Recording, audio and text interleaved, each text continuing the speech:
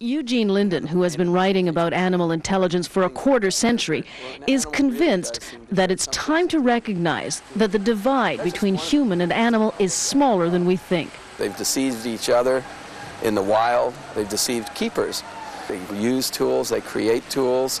Studies of language have shown that not just apes, but dolphins can understand the meaning of words and of complex sentences and understand complex ideas. Linden offers his evidence in his latest book, The Parrot's Lament. He turned not to hard-nosed academics, but to people who have devoted their lives to animals, researchers and zookeepers. I want to bring it down on this side where it's drier. Yep. People like Chris Wilgenkamp of the Bronx Zoo in New York. Get her to go back and forth to head targets first. On this day, Wilgenkamp coaches a colleague on how to teach an elephant to get its feet ready for inspection. Check her foot out. They know and they remember exactly when we're doing which set of nails, what position they need to be set in. And each time they take a break, you'll see them alter their position and reset to make it easier for you to get to that nail. To me, that's a direct form of intelligence. They understand exactly what's happening there. Exactly what is happening here. For the trainers, the elephants are doing more than just playing for treats. But are they actually thinking the way we humans do?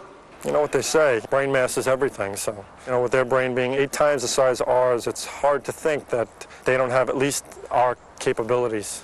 There's communication, says Wilgenkamp.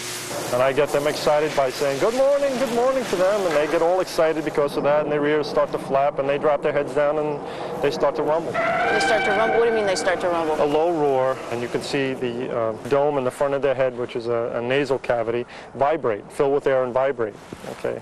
And you know that at that point they're communicating with you, although you can't hear it, you can feel it, and you can see it. And even elephants half a mile away on the other side of the zoo can hear that rumble. There's one call in particular. Alexandra Morton is intrigued by equally massive mammals, killer whales. It sounds like this. It goes like that. And it is associated not so much with one activity, but with the act of synchrony. Anytime 2 or more whales are doing something right together, this family of whales uses this call. Morton has spent a lifetime studying whale communication. She believes that whales not only have language, but dialects that differ from family to family. In watching them, you'll see them spread out like this, and they talk to each other. And I think a lot of their sounds, they go, wee. I think he's saying, I'm over here and I'm doing well, and woo, I'm over here and I'm doing well. Somebody gets a fish, suddenly the calls spike, and it's a different type of call, and they all come roaring over. Morton is writing A Passage of Whales about her life among the whales of British Columbia. In her office on shore, or sometimes out at sea, Morton uses what's called a hydrophone to record whale noises and note what sounds go with which whale action.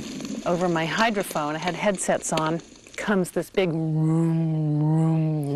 of a cruise line propeller. Morton claims that on one outing, a family of whales saved her life when she became trapped in dense fog. I'm starting to panic because I think at any moment this fog is going to be split by this bow that is 10 stories high. And suddenly, up pops one of the whales that I'm working with. And I just got this wave of, I'll stay with the whales, I'll be safe with the whales. They stayed right beside me. And then I could just see a little shape up ahead, and oh my gosh, it's an island. That incident, says Morton, seems to show that the whales had a clear understanding of her predicament. Certainly their response towards me was not a random move. There's no way that was coincidence, and I can only believe it was a form of empathy. All of this is very intangible to measure, but I do believe it's there. Some animals are capable of pulling off complex mental stunts. For example, no zoo animal is a better escape artist than an orangutan. Tawan, can you give me your arm?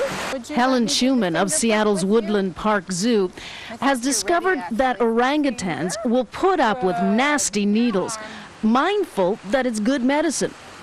And that's just the beginning. They watch very carefully everything that's going on.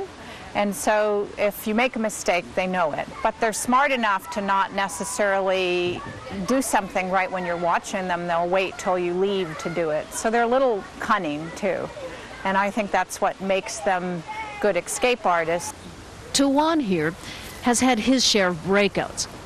But no orangutan is more legendary than the now deceased Fu Manchu, an honorary member of the American Association of Locksmiths. He once hid some wire in his mouth until it was just the right time to pick the lock on the door to his enclosure.